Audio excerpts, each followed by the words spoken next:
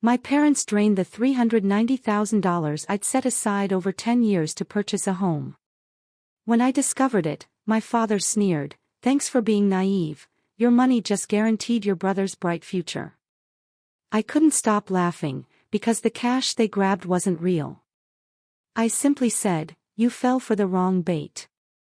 You know, sometimes, the people who are supposed to protect you the most, the ones you trust with your very soul, are the ones who betray you in the most horrifying way imaginable. Can you even fathom spending a decade of your life, working your fingers to the bone, sacrificing everything, only to find out your own parents had stolen every single penny? But here's the real kicker: when my father looked me dead in the eye, that cold, smug smile on his face, telling me my life's work was now securing my brother's bright future, I couldn't help but burst into laughter. And trust me, it wasn't because I was broken. It was because they had absolutely no idea just how badly they'd messed up. My name is Emily Harper. I'm 29. And last month, I was finally ready. Ready to buy my dream house, a dream I'd painstakingly built by saving $390,000 over 10 incredibly disciplined years. I'd worked multiple jobs, lived in a shoebox apartment, said no to almost every fleeting desire, all for this one moment. Then my entire world shattered. I discovered my parents had completely emptied my entire savings account. Growing up in Boston with Diane and Richard Harper was, well, it was a masterclass in control. From my earliest memories, they had an iron grip on every single aspect of my life. My clothes, my friends, my after-school activities, even the books I read, everything had to have their stamp of approval. Nothing in our sprawling colonial house ever felt truly mine. Privacy. That was a foreign concept. My mother, a marketing executive, approached parenting like a project to be managed with clinical precision. "We're only looking out for your best interests," she'd say, all while systematically dismantling any sense of autonomy I tried to build. My father, a financial advisor known for his aggressive strategies, controlled our family finances with similar rigidity. "Money isn't for children to worry about," he'd declare, always deflecting my questions about savings or allowance. Meanwhile, he meticulously documented every penny I spent in a little black notebook. Their controlling behavior was made even starker by the way they treated my younger brother, Tyler. He was my junior by a few years, and for him, nothing was ever questioned. His room was his sanctuary. His choices were rarely challenged. They generously funded his hobbies, from expensive gaming gear to travel soccer leagues. When he totaled his first car at 17, they bought him a newer, better one without so much as a lecture. Boys will be boys, my mother would just shrug. Me? I once got a 2-hour lecture for coming home 15 minutes past curfew. I think their blatant favoritism towards Tyler was what finally pushed me toward financial independence so early. At 16, I got my first job at a local coffee shop, stashing my tips in a hollowed-out book on my shelf. By 18, I'd saved enough for my first semester of community college, which I attended while working full-time. My parents were furious when I moved out at 19, taking my meager savings and thrift store furniture to a shared apartment 30 minutes away. "You're making a terrible mistake," my father warned. "You'll be back within 6 months." But I wasn't. I thrived. I transferred to a 4-year college on a partial scholarship, majoring in computer science. By 22, I'd landed an entry-level position at a small tech company, and by 25, I'd worked my way up to a senior developer role. My saving strategy was methodical, almost ruthless. 30% of every paycheck went straight into a high-yield savings account. I lived with roommates, drove a 15-year-old car, cooked every meal at home, and bought clothes secondhand. Every bonus, tax refund, and side gig payment went straight into that account. My spreadsheets tracked every single dollar, projecting exactly when I'd hit my goal of $400,000 for a house down payment and an emergency fund. My relationship with my parents remained strained but civil during those years. I visited on major holidays, called once a week, and skillfully deflected their probing questions about my finances. "I'm doing fine," became my standard, impenetrable response. Then, 3 years ago, I met Jessica at a tech conference, and my life expanded in ways I hadn't anticipated. She was brilliant, funny, and understood my drive for independence without me ever having to explain it. After a year of dating, we moved in together, further reducing my living expenses and accelerating my savings timeline. It was Jessica who encouraged me to start house hunting 6 months ago, even though I was still $10,000 short of my goal. "Real estate in this area isn't getting cheaper," she pointed out logically, "and interest rates are still reasonable. It makes sense to start looking now." We spent weekends touring open houses, gradually refining our wish list: 3 bedrooms, a home office, a decent kitchen, a small yard, and most importantly, a location that wouldn't require a soul-crushing commute for either of us. When we found the perfect house in a quiet neighborhood just outside the city, I knew it immediately. A beautiful 3-bedroom Craftsman, original woodwork, updated kitchen, listed at $385,000, almost exactly matching my savings. "We could put an office in the smallest bedroom," Jessica said as we wandered through the sunlit rooms during our second viewing. "And the backyard has enough space for that garden you've always wanted." For the first time in my life, I allowed myself to picture a future that felt completely my own.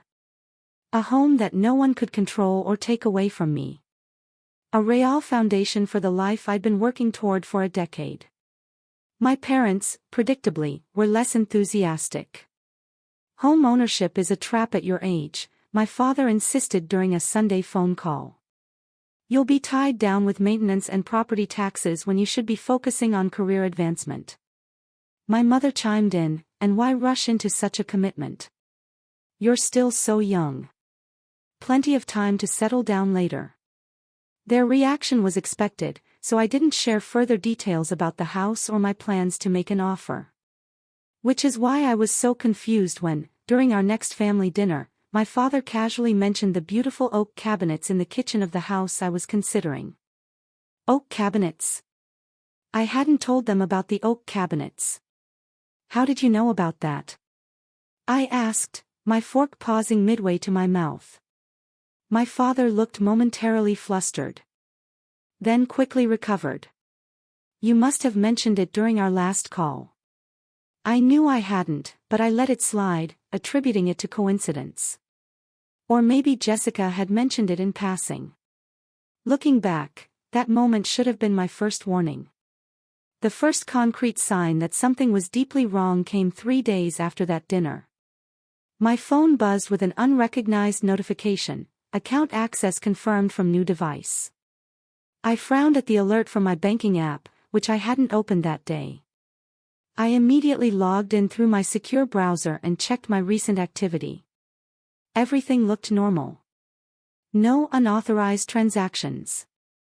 Still, the notification bothered me enough that I called the bank's customer service line. "We show a login from a new IP address at 2:15 p.m. today," the representative confirmed after verifying my identity. "It appears to be from within your state. Would you like us to lock your account and issue new credentials?" Since nothing seemed to be missing from my balance, I opted for a password change, assuming I'd perhaps logged in from work and forgotten. Still, a nagging sense of unease lingered. 2 days later, it happened again. This time, an email notification about a successful login from an unrecognized device. I immediately called the bank again, this time speaking with a security specialist named Marcus. "Miss Harper, I'm showing multiple access points to your account over the past week," he explained after reviewing my records. "Some appear to be from mobile devices not registered to your profile." My heart began to race. "Is anything missing?" I asked. "Has anyone transferred money out?" "I don't see any unauthorized transfers yet, but there have been several inquiries about wire transfer procedures," Marcus replied. "Would you like me to place a temporary freeze on your account while we investigate further?" I agreed immediately, setting up additional security protocols, including a requirement for verbal confirmation of any transfers over $1,000. Marcus assured me they would monitor my account closely and suggested I run a security scan on all my devices. That evening, I did exactly that. First, my phone, then my laptop. Nothing appeared unusual until I ran a deep system scan on my personal computer, the one I'd had for about 3 years and primarily used for managing my finances and personal projects. The scan revealed an unfamiliar program running quietly in the background, something that didn't appear in my regular programs list. After some research and a call to a tech-savvy friend, I discovered it was sophisticated tracking software that could record keystrokes, capture screenshots, and essentially monitor everything I did on my computer. A chill colder than any winter day in Boston ran straight through me as I tried to determine when and how this software had been installed. Then it hit me. About 4 months earlier, my laptop had been running slowly, and during a visit to my parents' house, my father had offered to clean it up for me. "I'll run some diagnostics and optimization programs," he'd said, taking my computer into his home office for several hours. "You know, this is what I do for clients all the time." He'd returned it later that evening, noticeably faster and good as new. I'd thanked him, never suspecting he'd used the opportunity to install spyware. With growing dread, I realized this meant my parents had potentially been monitoring my financial activities for months. They would have seen my online banking sessions, my house hunting searches, every email about mortgage pre-approval, and even conversations with Jessica about our future plans. My hands shaking, I logged into my main savings account using Jessica's tablet, bypassing the temporary freeze with a phone verification. The balance read $0. Where there should have been $390,000, the result of 10 years of disciplined saving and sacrifice, there was nothing. I frantically checked my transaction history to find a wire transfer completed the previous day, sending the entire balance to an account I didn't recognize. The room spun around me as Jessica rushed over, alarmed by the sound that came out of my throat. Something between a gasp and a scream. "Emily, what's wrong?" she asked, gripping my shoulders as I stared blankly at the screen. "It's gone," I whispered. "Everything. 10 years of savings, the house, our future. It's all gone." Jessica took the tablet quickly, scanning the information. "This has to be fraud," she said firmly. "We'll call the bank right now and report it. They can reverse wire transfers if we act quickly." But as I regained my composure and looked more closely at the transfer details, a sickening realization dawned. The receiving account holder information included a name I recognized all too well. Richard Harper. "My father, it's not fraud," I said quietly. "It's my parents." I tried calling them immediately, but neither answered. Text messages went unread. I even emailed both their personal and work addresses with the subject line, "Emergency, please contact me," but received no response. By morning, after a sleepless night pacing our apartment, I'd left 6 voicemails and sent countless messages. The silence was deafening, and in that silence, my shock transformed into something harder, more resolute. "I'm going over there," I told Jessica, grabbing my car keys. "I'm coming with you," she replied, already reaching for her jacket. I shook my head. "I need to do this alone, but I'll call you immediately if I need backup." As I drove the 40 minutes to my parents' suburban home, my mind raced through possible explanations, each more implausible than the last. Perhaps it was a terrible mistake. Maybe they were trying to protect the money somehow. Could they have transferred it to a better investment vehicle as a misguided surprise? But the tracking software on my computer told a different story. This was calculated, deliberate, a violation so profound I could barely process it. The familiar Treeline Street where I grew up looked exactly the same as always. Neatly trimmed hedges, freshly mulched flower beds, the American flag flying from the front porch. Everything in its proper place, just as my parents preferred. I parked in the driveway behind my father's luxury sedan and sat for a moment, gathering my courage. Then I walked up the brick pathway and rang the doorbell, though I still had a key somewhere in my apartment. My mother answered, her expression shifting from surprise to something carefully neutral when she saw me. "Emily," she said, stepping back to let me in. "This is unexpected. We usually do Sunday dinners, not Tuesday drop-ins. Is Dad home?" I asked, not bothering with pleasantries. "In his study," she said. "Is everything all right?" I didn't answer, just walked past her toward my father's home office. He looked up from his computer as I entered, removing his reading glasses. "Emily," he said, smiling blandly. "What brings you by on a weekday?" I closed the door behind me, suddenly aware of how calm I felt. Beyond anger, beyond shock, something crystalline and clear had formed in my chest.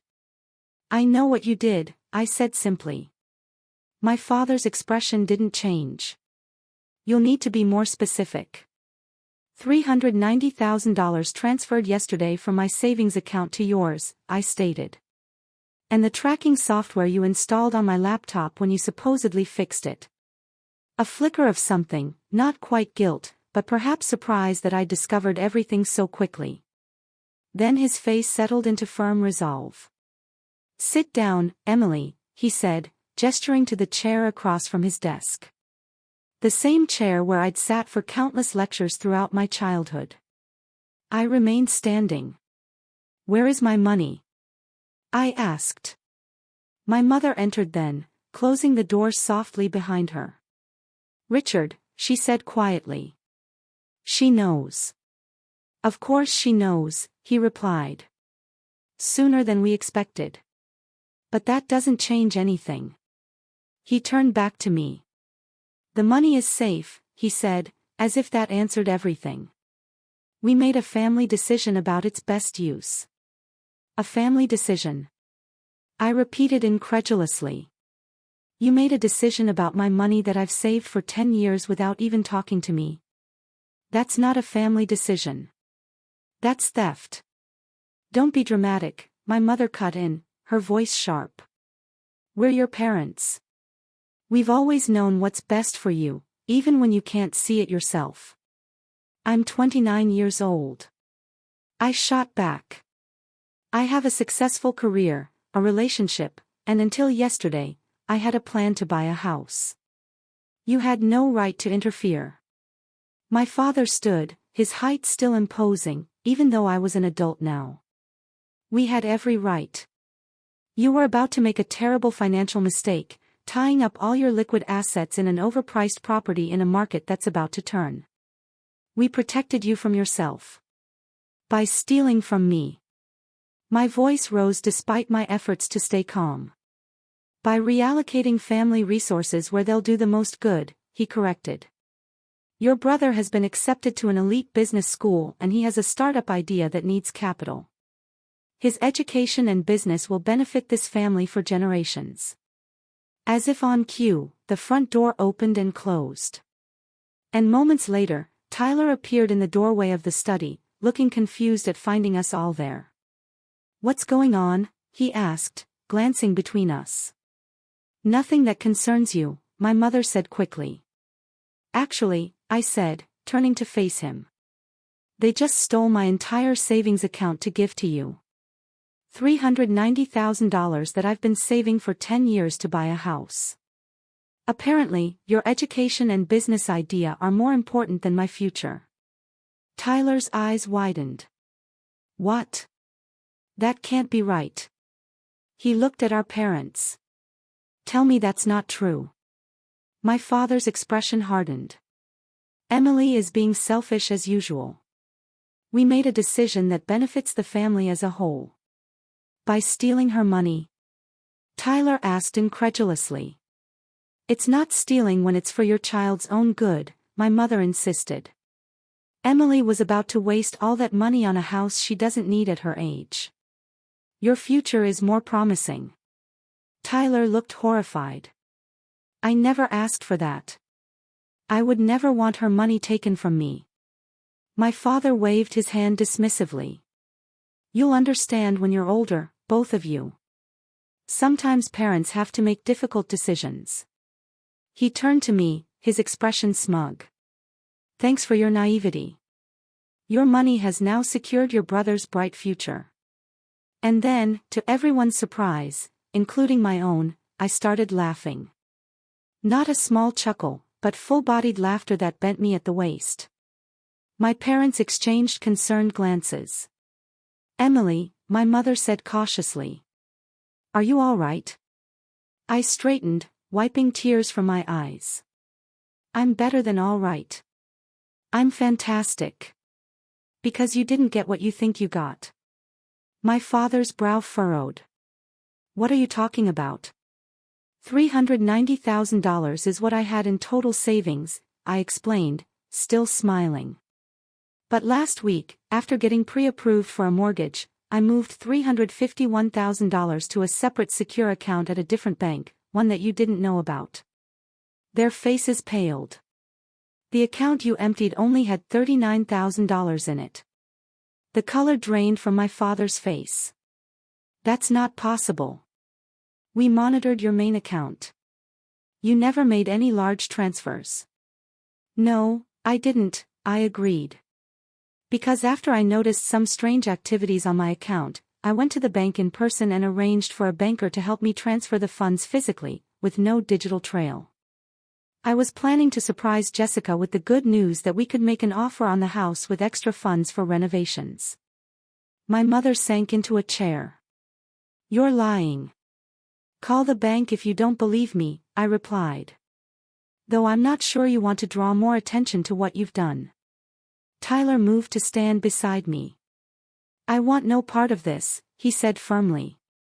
Whatever they took from you, I don't want it, and I'll help you get it back. My father's shock quickly transformed into anger. You ungrateful children, after everything we've done for you, what you've done, I said, my voice steady, is commit fraud and theft. You installed spyware on my computer without my knowledge or consent. You used that information to access my bank account without authorization. And you transferred funds that didn't belong to you. That's not parenting. That's criminal.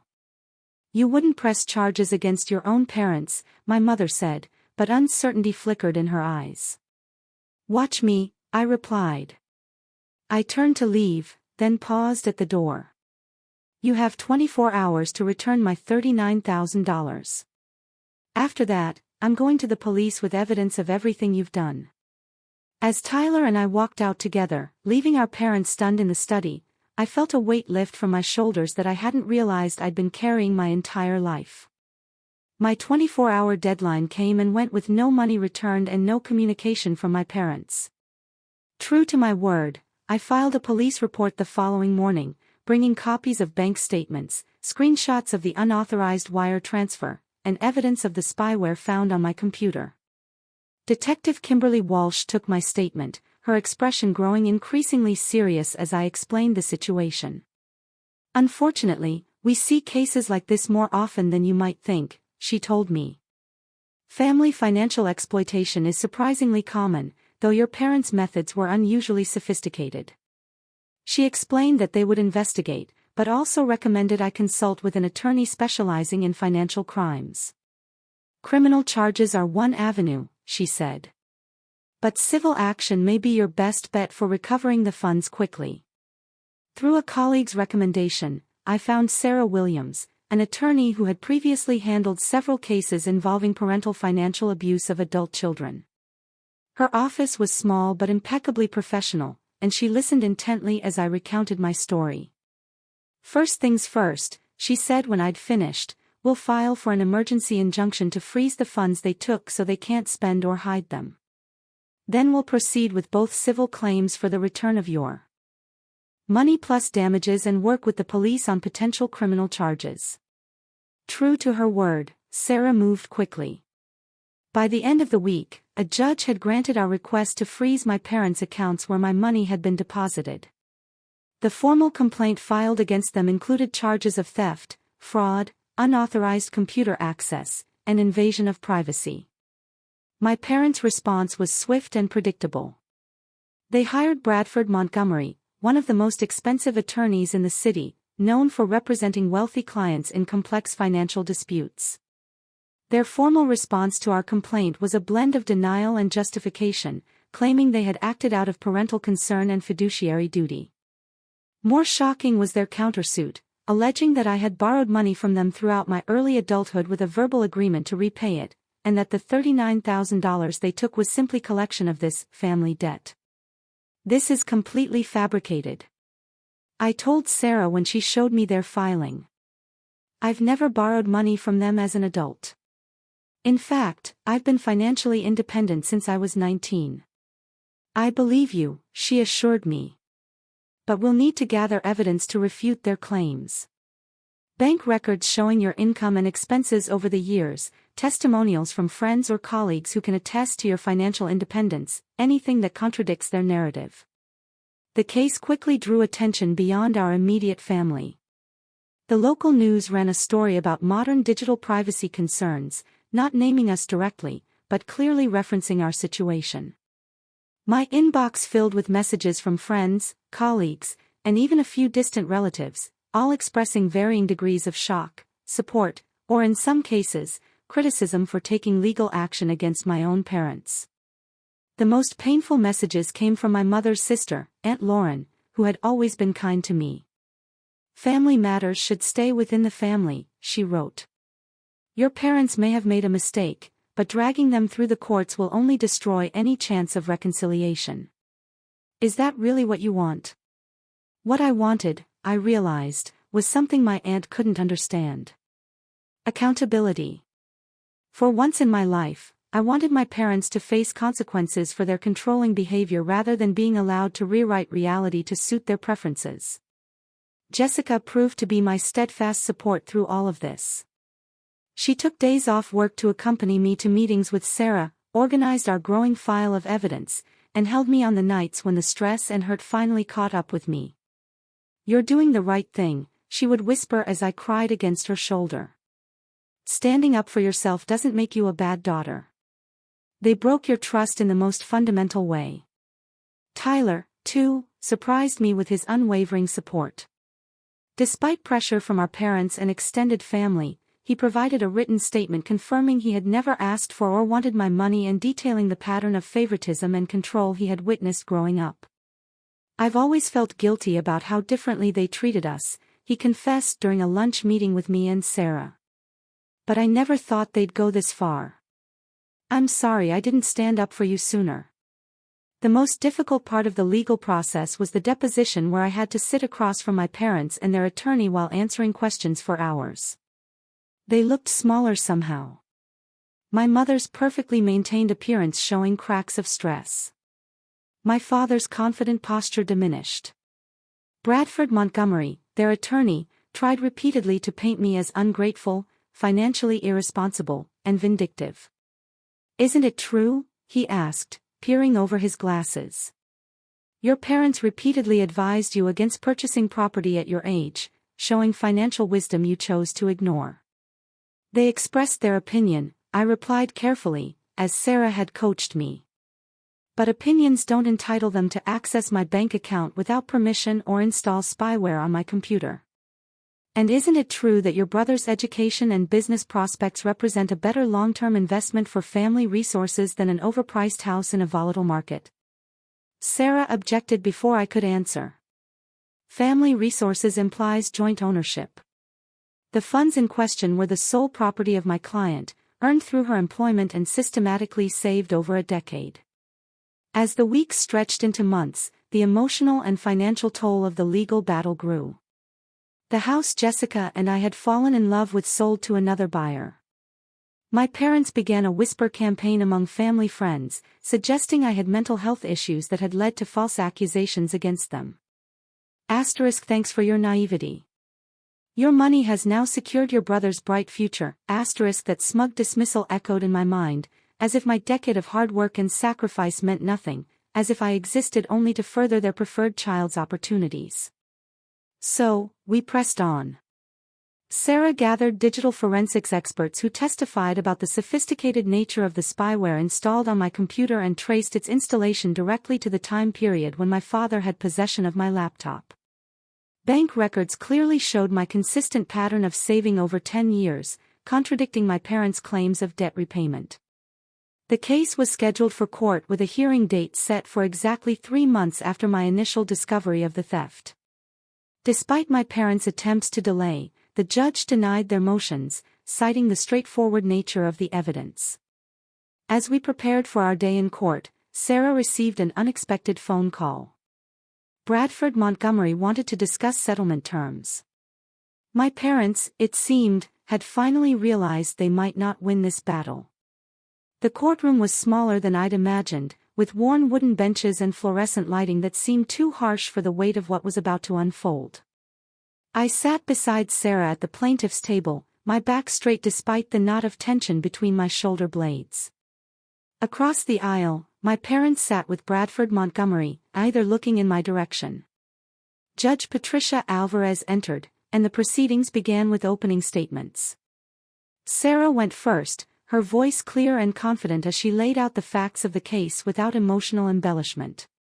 This case is fundamentally about violation, she concluded. Violation of privacy through unauthorized surveillance software, violation of financial autonomy through unauthorized account access, and most painfully, violation of the sacred trust between parent and child. Bradford Montgomery's opening painted a different picture, portraying my parents as concerned mentors who had tried to guide their impulsive daughter away from financial ruin. The Harpers have decades of financial expertise between them, he argued smoothly. They witnessed their daughter about to commit her entire savings to an overpriced property in a precarious market. Their actions, while perhaps overzealous, were motivated by parental protection, not criminal intent. When my turn came to testify, I walked to the witness stand on legs that felt both numb and shaky. After being sworn in, I looked out at the courtroom, briefly meeting Jessica's encouraging gaze from the gallery. "Miss Harper," Sarah began gently. "Please tell the court about your financial history since becoming an adult."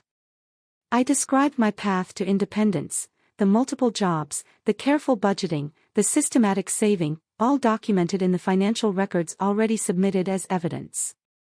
I explained my dream of home ownership and the security it represented to me. "And when did you first suspect something was wrong with your account?" Sarah prompted. I detailed the strange notifications, the discovery of the spyware, and the devastating moment when I realized my entire savings had vanished, transferred to an account in my father's name. "Did you ever give your parents permission to access your financial accounts?" "No, never." "Did you ever agree that your savings should go toward your brother's education or business ventures?" "Absolutely not." "And how has this incident affected you, Miss Harper?" I paused, gathering my thoughts. Beyond the obvious financial impact, it shattered my sense of security. The two people who were supposed to protect me instead exploited my trust in the most intimate way possible. Monitoring my private communications and taking what I'd worked so hard to build. There are moments I still can't believe it's real. Bradford Montgomery's cross-examination was aggressive, as expected. He questioned my financial knowledge compared to my father's expertise. He implied that my decision to buy a house was emotionally driven rather than financially sound. He even suggested that my parents had discussed their concerns with me multiple times and I had stubbornly refused to listen. "No," I corrected firmly. "They expressed opinions about my house hunting, yes, but at no point did they say, 'We're considering taking your money for your brother instead.' That's not a conversation we ever had." The digital forensics expert who examined my computer was next, methodically explaining how the spyware worked, when it was installed, and the extent of surveillance it enabled. "This software captures keystrokes, including passwords," she explained to the visibly disturbed judge. "It takes periodic screenshots without the user's knowledge, and uploads them to a remote server. It can even activate the computer's camera and microphone remotely. This is not consumer-grade parental monitoring software, but but rather sophisticated surveillance technology typically used in corporate espionage or by private investigators. My father shifted uncomfortably in his seat as she detailed the exact date and time the software was installed, matching precisely to when he had taken my laptop to fix it. Perhaps the most damaging testimony came from an unexpected source. The bank manager, who had helped me transfer the majority of my savings to a secure account. He took the stand, confirming that I had come to the bank in person, expressed concerns about unusual account activity, and asked for assistance in protecting my assets. Ms. Harper specifically mentioned feeling that someone might be monitoring her online banking activity, he recalled. She requested that we handle the transfer with no digital notification or electronic trail, which is unusual, but not unprecedented when clients have security concerns. This testimony directly contradicted my parents' claim that I had fabricated the story about transferring most of my money before they accessed my account. The real surprise of the day came during my brother Tyler's testimony. I had expected him to confirm his written statement about never asking for my money, but he went much further.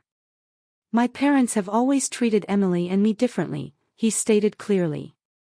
Growing up, I received opportunities, trust, and resources that she didn't, for no reason except that I was their son and she was their daughter. A murmur ran through the courtroom as he continued, when I learned what they had done with Emily's money, supposedly for my benefit, I was horrified. But I wasn't entirely surprised. This fits a pattern of control they've maintained over her for as long as I can remember. Then, voice steady, he revealed something I hadn't known. After Emily discovered what happened, our parents approached me with $50,000 to start my business immediately, saying it was my portion of a family investment. When I refused it and said I would support Emily in court if necessary, they threatened to withdraw funding from my education entirely.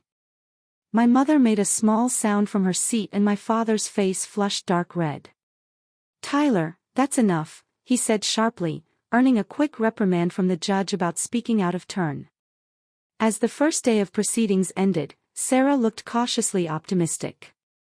"The judge seems troubled by the evidence," she whispered as we gathered our things, "particularly the sophisticated nature of the spyware and your brother's testimony."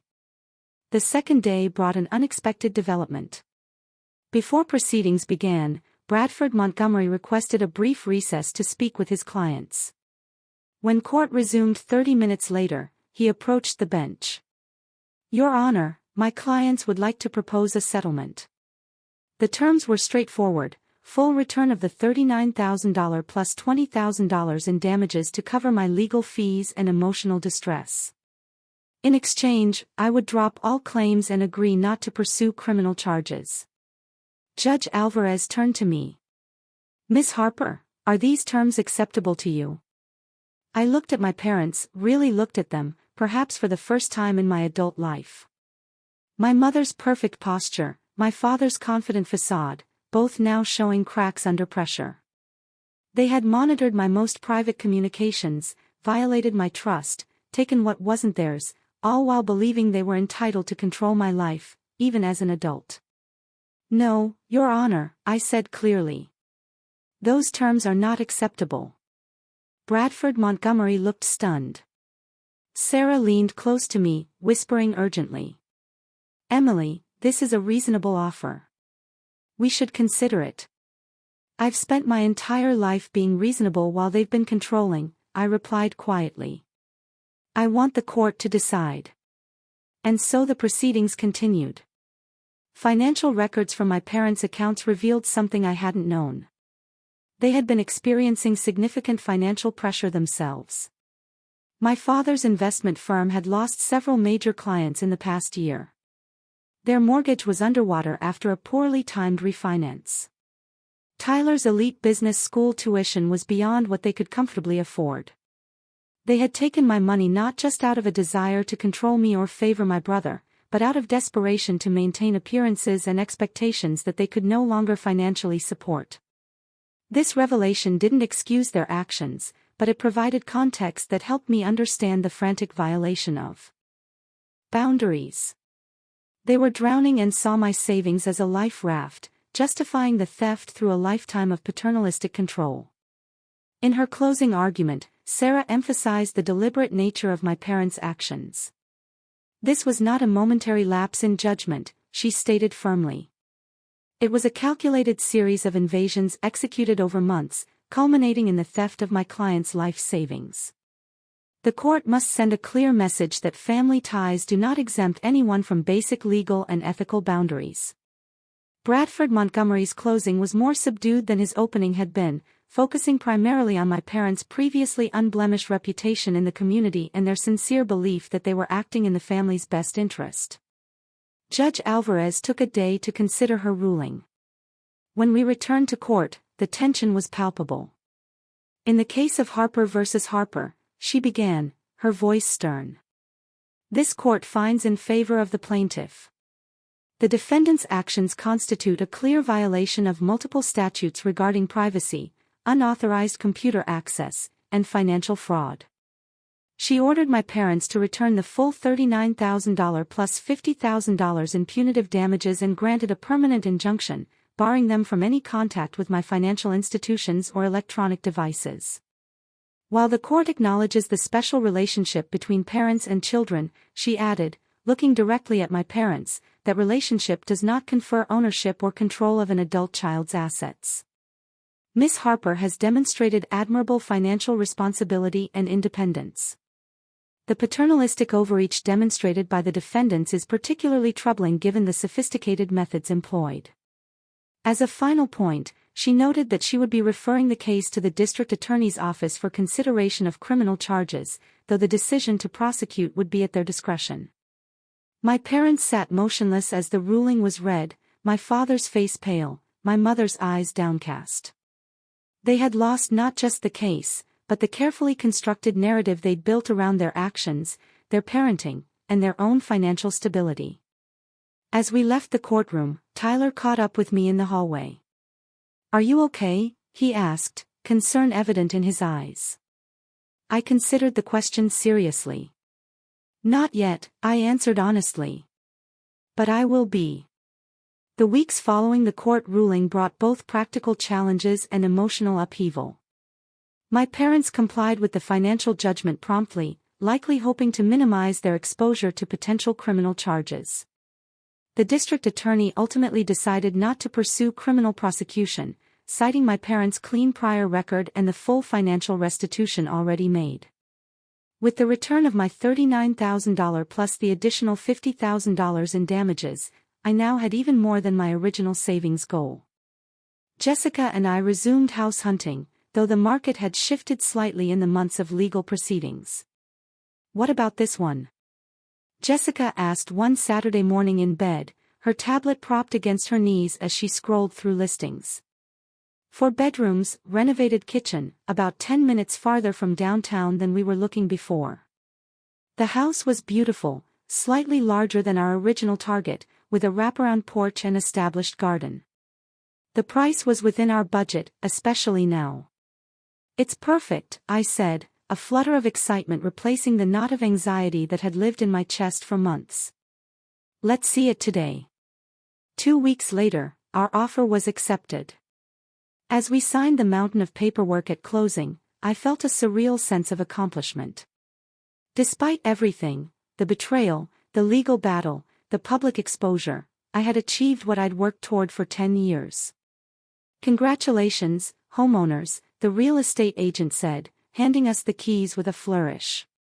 That night, Jessica and I sat on the bare floor of our new living room, sharing takeout and champagne by the light of a single-floor lamp we'd brought from our apartment. "To new beginnings," Jessica toasted, her glass clinking against mine. "And to hard lessons learned," I added quietly. The emotional fallout from the case was more complicated than the practical aspects. I established firm boundaries with my parents, including no unannounced visits to our new home and no discussions of my finances, ever. Our interactions were limited to brief, civil exchanges at family gatherings, which I attended primarily to maintain my relationship with Tyler. My brother had moved out of our parents' home shortly after the court case concluded, renting a small apartment near his university. He was pursuing his business degree, but with student loans and part-time work rather than parental funding. It's harder this way, he admitted when he came over to help us paint the new living room. But it feels more honest somehow, like I'm building something that's truly mine. I understood completely. My parents made several attempts at reconciliation, each revealing how little they'd actually changed. My mother sent an elaborate housewarming gift with a card that read, "We hope you'll now see that everything worked out for the best in the end." My father called on my birthday with an investment opportunity he thought would be perfect for that settlement money, apparently having learned nothing about respecting my financial autonomy. Each time I politely but firmly reinforced my boundaries, refusing to be drawn into their preferred narrative that the entire episode had been an unfortunate misunderstanding, now happily resolved. "They still don't get it," I told my therapist, Dr. Andrea Reeves, during one of our weekly sessions. I had started therapy shortly after the court case, recognizing that legal resolution hadn't automatically healed the emotional wounds. They see the outcome, the house, the money, but they don't understand what they destroyed. Trust once broken is incredibly difficult to rebuild. Dr. Reeves agreed. Especially when the breaching party doesn't fully acknowledge the violation. Your parents may never truly understand the impact of their actions. Your healing can't depend on their recognition. That was perhaps the hardest lesson. Accepting that my parents might never genuinely understand or apologize for what they'd done. My choice was to either continue hoping for a validation that might never come or to build my life and healing independent of their acknowledgement. I chose the latter path. Jessica and I created our home together, filling it with furniture we loved, painting the walls colors that made us happy, and gradually transforming it into a sanctuary that felt entirely our own. We established traditions and rhythms that had nothing to do with my family of origin. The professional consequences of the case surprised me. While I'd worried about potential embarrassment or career damage from the public court proceedings, the opposite occurred. My story resonated with many people, particularly young professionals navigating complex family financial dynamics. At a tech conference 6 months after the case concluded, I was approached by a senior developer from a major cybersecurity firm. "Your experience was unfortunately common," she told me over coffee. "The technical aspects of your case combined with your background in development make you uniquely qualified to understand both the emotional and technical dimensions of privacy violations. We have an opening on our family security team if you're interested." The position offered a significant salary increase and the opportunity to develop tools specifically designed to protect individuals from the kind of surveillance I had experienced.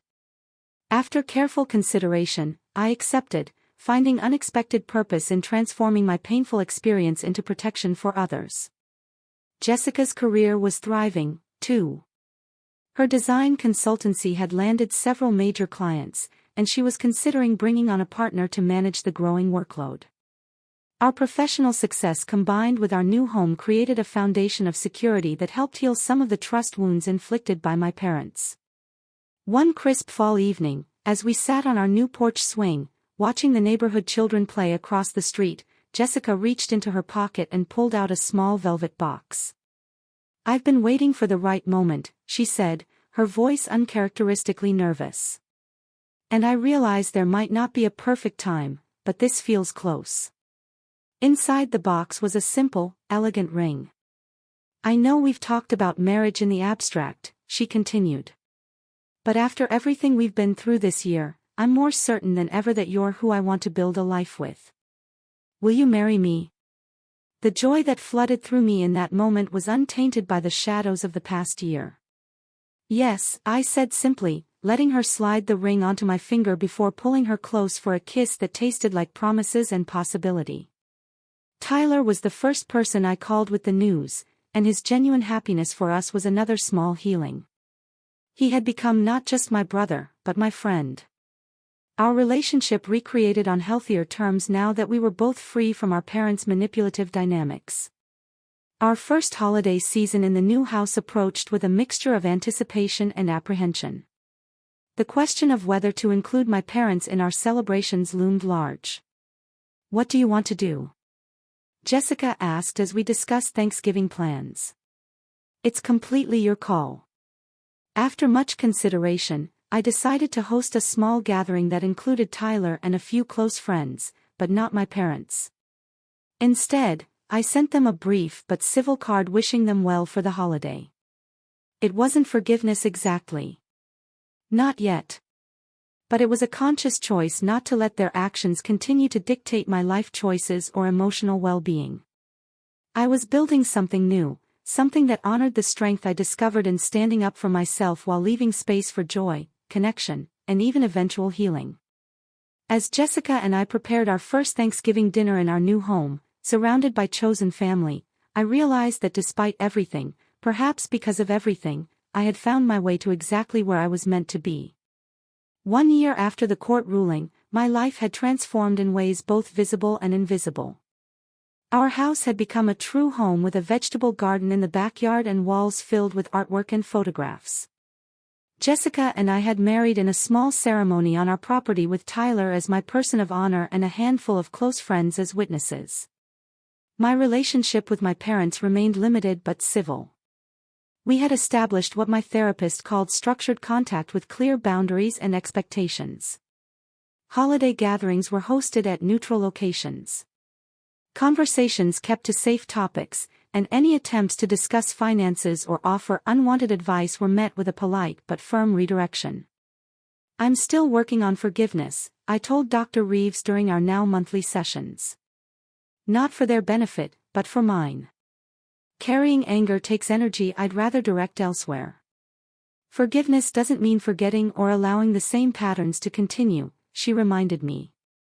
"It can simply mean accepting what happened and choosing to move forward without letting it control your present." That perspective helped me navigate the complex emotions that still occasionally surfaced. There were moments when a casual comment or familiar gesture from my mother would trigger a flash of the old hurt and betrayal. But those moments became less frequent, less intense as I continued to build a life defined by my choices rather than their actions. Tyler had graduated and launched a modest but promising tech startup, funded through a combination of small investors and a grant program for young entrepreneurs. He had made a point of establishing his business completely independent of our parents' financial input, despite their repeated offers of help. "I'm following your example," he told me over dinner at our house one evening, "building something that's truly mine." His progress in therapy was evident in the way he now established his own boundaries and pursued his own path without seeming torn by guilt or obligation. We had both learned that family connections, while important, weren't worth sacrificing our autonomy or self-respect. The most unexpected development of the year had been my growing involvement in financial education and digital security awareness. What had begun as a single guest lecture at a local community college sharing my experience with identity protection students had evolved into a regular speaking engagement and eventually a workshop series I developed called Digital Boundaries. The workshops combined practical skills for securing personal information with deeper discussions about setting and maintaining boundaries, particularly in family financial dynamics. I partnered with local domestic violence organizations, recognizing that financial control was often an overlooked aspect of abusive relationships. "Your story resonates because it's about more than just money or technology," my co-facilitator Marissa explained after a particularly impactful session. "It's about the fundamental right to independence, to build your own life on your own terms." Jessica's design business had grown enough that she had taken on 2 employees and moved to a small office space downtown. Her work brought beauty and function to spaces throughout our city. While my career in cybersecurity allowed me to create protection and peace of mind for vulnerable users, together we had created not just a home but a foundation for meaningful work that extended beyond our own experience, transforming pain into purpose in ways I couldn't have imagined during those dark days after discovering my parents' betrayal. My perspective on family had evolved significantly. I'd come to appreciate that biology offered no guarantees of healthy connection or mutual respect. The most meaningful relationships in my life were now built on choice, trust, and reciprocity rather than obligation or shared DNA. "Family is who sees you clearly and loves you anyway," Jessica said one evening as we hosted a dinner gathering that included Tyler, my closest work colleagues, and friends who had supported us through the legal battle and beyond. Looking around the table at these people who had chosen to show up for me, who had earned my trust and honored my boundaries, I knew she was right. This understanding didn't diminish the complexity of my feelings about my parents. I could acknowledge their formative role in my life, even some positive aspects of my upbringing, while still maintaining the boundaries necessary for my well-being. I could wish them well without allowing them the opportunity to harm me again. On the anniversary of the court ruling, I received an unexpected email from my father. Unlike his previous attempts at communication, which had been defensive or minimizing, this message seemed different from the first line. "I've been doing some difficult reflection," he wrote. "While I still believe our intentions were to protect the family, I've come to recognize that our methods were deeply wrong. The privacy violation and taking your money without permission were inexcusable breaches of trust regardless of our motivations. I don't expect this acknowledgement to change anything between us.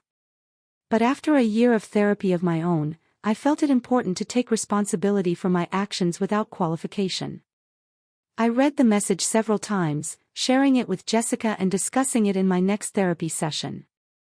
It wasn't a magical resolution, not a Hollywood moment of tearful reconciliation, but it was perhaps the first genuine accountability my father had offered in my entire life. I responded briefly, thanking him for the acknowledgement without promising any change in our current arrangement. True repair, if it was ever possible, would require sustained change over time, not a single moment of insight.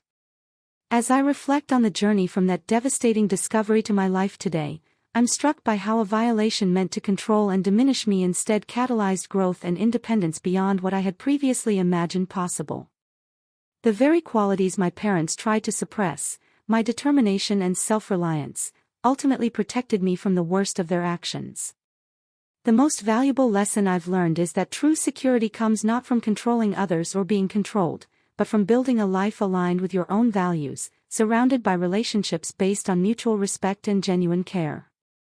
Freedom isn't just financial, though that's certainly part of it. It's the ability to define your own path and set your own boundaries, even when, especially when, those closest to you resist. If my story resonates with you in any way, I truly hope it offers some validation or courage for your own journey. The path to establishing healthy boundaries isn't always straight or easy, particularly with family. Have you ever had to draw a line in the sand with someone you love? What was the hardest boundary you ever had to set? Tell me what you think in the comments below. I really want to know.